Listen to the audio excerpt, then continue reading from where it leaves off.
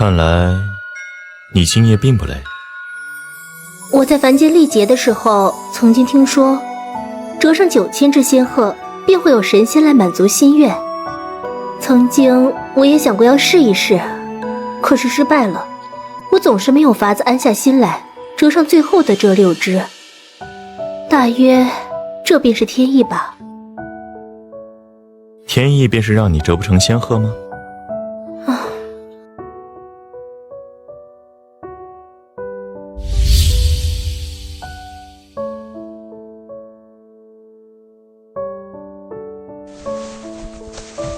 本尊看你今夜兴致不错，不如带你出去逛一逛。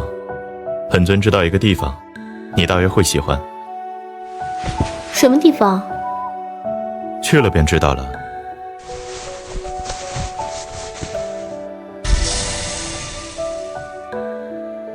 怕不怕？你大约是忘记了吧？我是冥界的神仙，早就习惯了这种感觉了。只要这个时候不再窜出个什么吓人的玩意儿扑过来，我都能接受。是本尊疏忽了，即使不怕，那便继续走吧。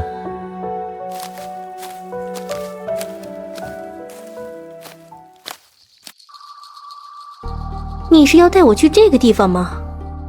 你可知，这里居住的那位，乃是酒仙的师祖。前些时日，我见你倒是挺喜欢那坛子酒，索性便带你过来尝尝你更喜欢的东西。啊！可是那地方怎么如此阴森，比地府的18层地狱还要恐怖几分。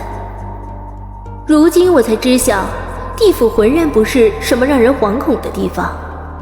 之所以让世人如此忌惮，大约是因为鬼吓鬼，吓死鬼，而这地方甚至连个鬼影子都寻不到，但太过寂静，寂静的让人心惊胆战。不是说不害怕吗？自然是不害怕，我连18层地狱都去过，又怎么会忌惮？浮着长夜色，雕琢回眸间。豆豆，不要胡闹。可真是个有趣的丫头。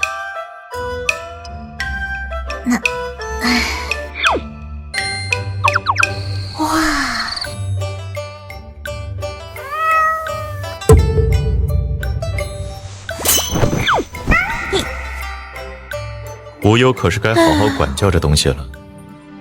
不知大人您驾到，老夫有失远迎。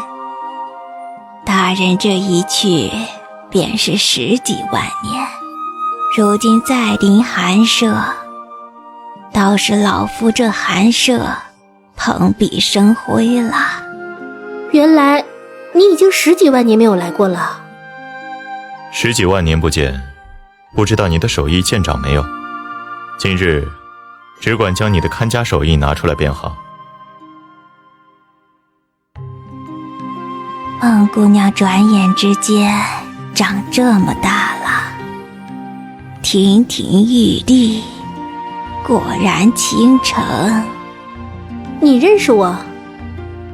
我打修炼成仙后便被关在冥界，从未多出尘世半步，更不晓得3界之中还有这个地方。他又是如何识得我？他当年便是在忘川任职，自是见过你。